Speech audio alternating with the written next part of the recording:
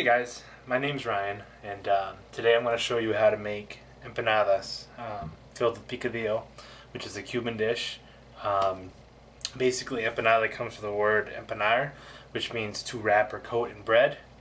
That being said, these are deep-fried hot pockets, basically, filled with ground beef is what I'm going to be doing today. I grew up eating these, and they were by far one of the best meals I've eaten.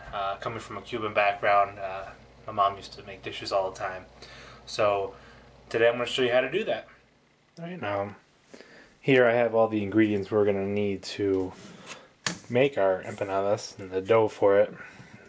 The process is to just make the dough and then wrap it in plastic wrap, saran wrap, and then refrigerate it for at least half an hour, but I like to do it for about an hour or so, just to make sure that everything tightens up and is all compounded. So we have 2 eggs. We have white cooking wine. You can use dry wine, or the only one I could really find is mild and slightly sweet, which is fine. We have sugar. We have all-purpose flour, salt, a full stick of butter, measuring cups. We have a bowl for the flour, sugar, and salt, and then we have a bowl for the eggs and the wine. And I'm going to show you how to mix all these together and get the process started. First and foremost, I like to put the flour in the base of the bowl, just because it's easier to mix it up later when you go to do it, when you go to mix it with the sugar and the salt. And what you need is just 3 cups of flour. Doesn't have to be exactly even, because along the way you're gonna probably have to add some flour anyways to get the dough to react well with you.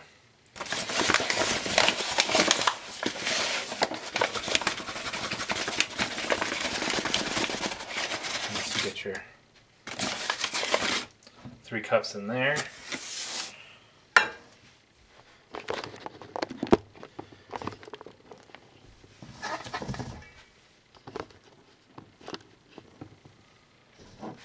get your 3 cups of flour right in here.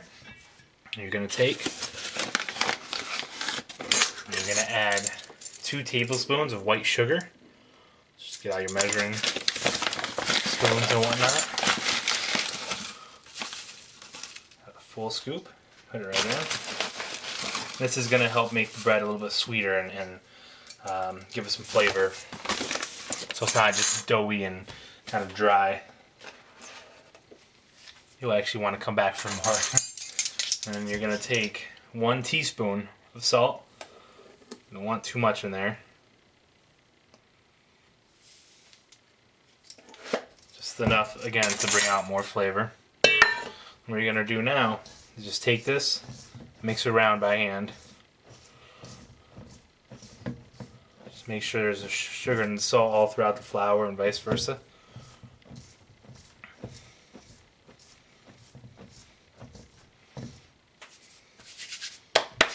Make sure your hands are clean and your surfaces are clean as well before you go ahead and do this. Since this is going to be a little bit messy, but it's alright. Next, you want to take 2 eggs.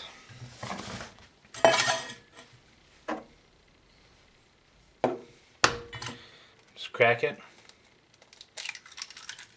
Which I'm not very good at doing, but that's fine. Some recipes will just say to use the full egg and egg white for the other, but the recipe I like to use, which is my own, I like to put the full egg in there. Now you're going to take 6 tablespoons of white cooking wine. Don't always have to use wine, but you could use water as well if you don't want to do the wine. It's a brand new bottle, so I have to get the sucker opened.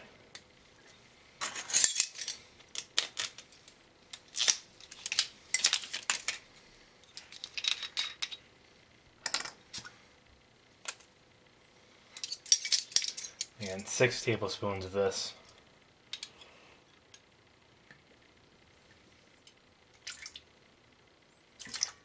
2, 3, 4, 5, and 6. Again, doesn't have to be exact, but as long as you get it in there, that's what counts.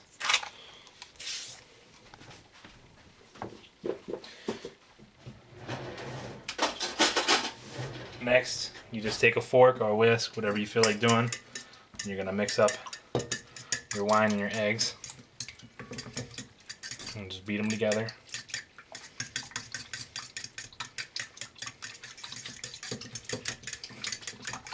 And once you get this in a nice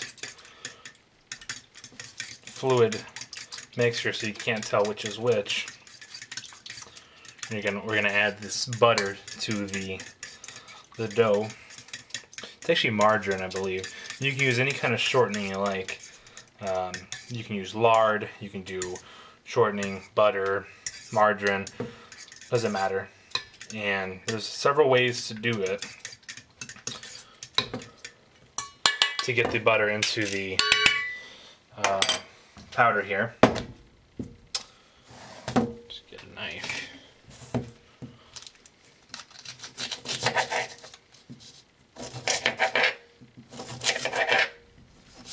What I like to do is cut it into small pieces and then work my way with it.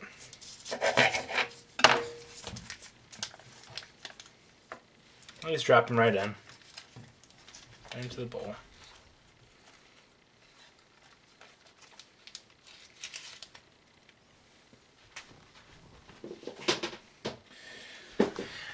Now there's a technique they call, you could say cutting it with a fork.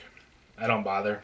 Get my hands right in there and I just take it and I do a twisting motion through it until it's all the margarine, all the butter, whatever you use is in the dough, the bread, and you can't tell. And when you know that you're done, it'll be a crumbly bread and you won't feel any chunks of this. It already smells pretty good.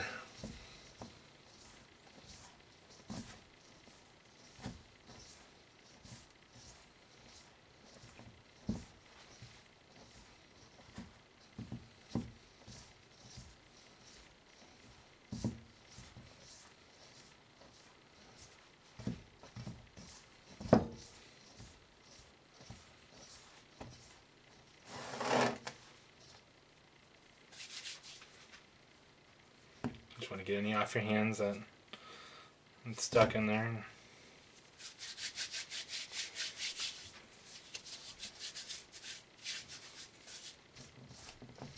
Alright, now that we're all set with that and we have the shortening all throughout, you just want to make a little pocket in your bowl with some ridges. To kind of like this, there's this inner pocket. This is where you're going to pour your egg yolk wine mixture, which we have right here.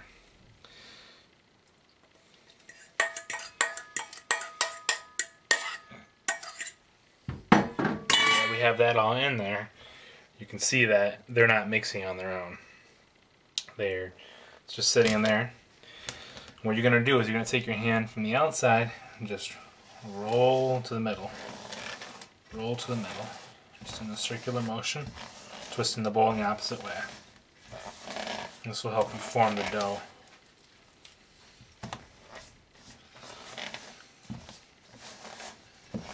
And peeling off the walls as you...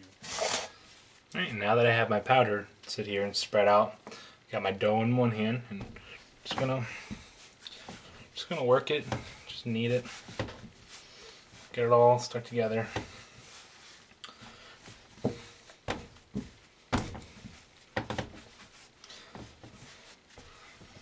Just gonna work it out, make sure it's all nice and neat, and you know it's not gonna fall apart later when you go to make it.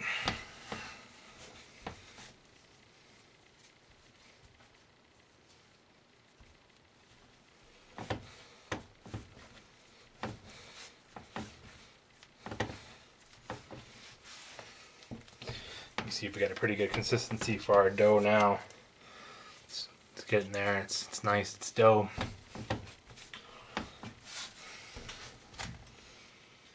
Now, once you're all done with your dough, kneading it, I like to put it in a nice little rectangular kind of shape. Not perfect, but just enough to fit it nicely into some plastic wrap. And you want to do this so that no air gets in, no moisture gets let out.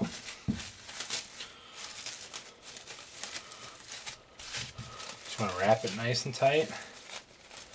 Right over that, and because of the way the dough is made, it actually sticks really nicely. You can even double wrap it if you want to, which I'm going to do just in case. You never want to take any chances to have your dough dry out. Now once you've made your dough, you can keep it in the fridge for, I'd say, up to a week or so. Other than that, if you're going to keep it longer, I would recommend putting it in the freezer. So once we're done with that,